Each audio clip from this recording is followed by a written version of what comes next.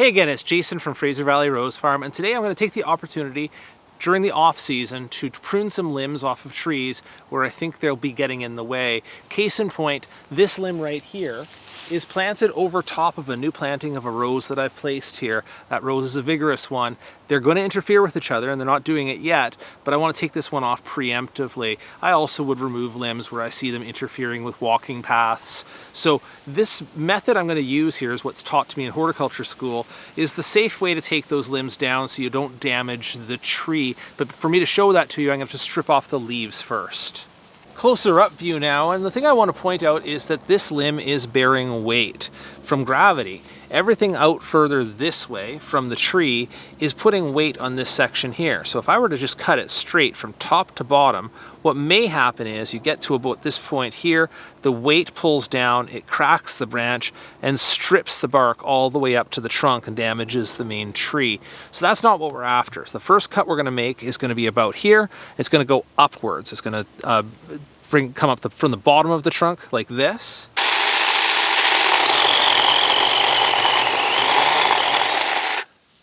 And that should do it. It's about halfway through. And then the next cut I'm going to take is going to go straight through down here, but that takes away the risk. So the furthest it could break back to is this point here.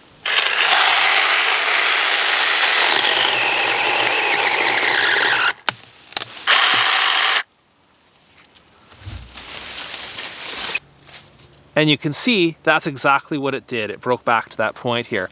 Now what I'm using for this cut is this portable chainsaw. This one here was sent to me by KebTech. They're the same people who sent me a hand pruner earlier on, and that's the reason why you're going to see at the front end of this video that they're going to say includes paid promotion. They haven't paid me to talk about this, but they did send me the free sample so I could try it out, and it's going to help me to get a whole bunch more pruning done today. So now that you've done this cut here and taken the weight off the limb, it's an easy matter to cut it back to the collar here. By collar, what they mean is you're not trying to make a flush cut that just straightens out the whole limb here. What you're trying to make is you're trying to look for where it flares out here, and then just a bit beyond that, that's where you want to make your cut.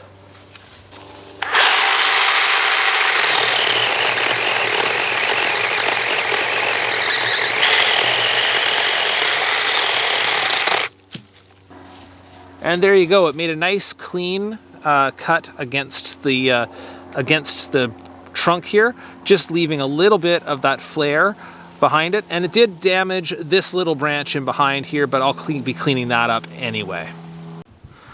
Well, in getting you a close-up of these nice clean cuts here, what I'm also going to mention is about the use of pruning paint or pruning seal. And if for those unfamiliar, what that is it's either a paint or an asphalt blend that's placed along this surface here with the idea that what it would do is act like a band-aid and help the tree with healing and protect it from the incursion of insects or diseases. Now, from a horticultural point of view, this has been debunked a long time ago already. They did tests where they either had sealed or unsealed pruning cuts of limbs like these and found that the ones that were unsealed did better overall for the health of the plants. So what I'm going to do is leave it just like this, unsealed, and I'd recommend you do the same. Well, if it looks to you like I've picked up some sawdust on my arms and maybe on my hair, that's absolutely true. I spent the next hour after that first successful cut going around the yard and looking for all of the limbs that have been obstructing my paths and walkways and are growing into other plants and taking those off quite quickly.